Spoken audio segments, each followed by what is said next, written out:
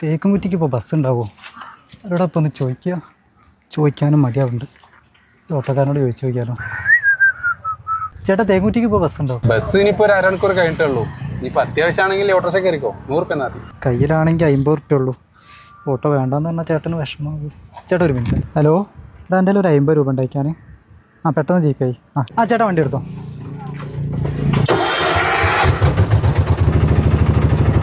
ഇറങ്ങേണ്ട സ്ഥലമല്ലോ.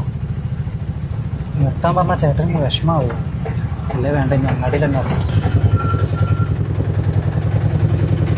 ചേട്ടാ 50, ബാക്കി 50 ഞാൻ ഗൂഗിൾ പേ ചെയ്യാം. ആയിക്കോട്ടെ, സ്കാനർ പൈസ ഇട്ടിനെ.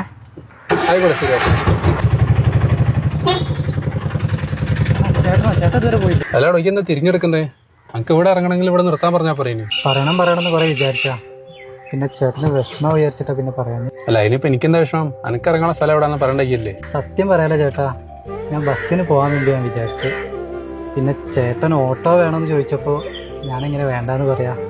ചേട്ടന് വിഷമം വിചാരിച്ചിട്ട് ഉള്ളത് പറയാലോ. എൻ്റെ ആകെ 50 രൂപ ഉള്ളൂ.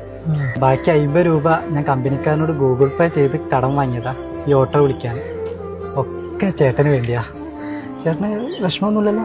ഇല്ല, എനിക്കെന്ത് വിഷമം? എന്നാ ശരി ചേട്ടാ, ഇപ്പോൾ നടന്നാൽ അരമണിക്കൂറിനോട് അടുത്ത്.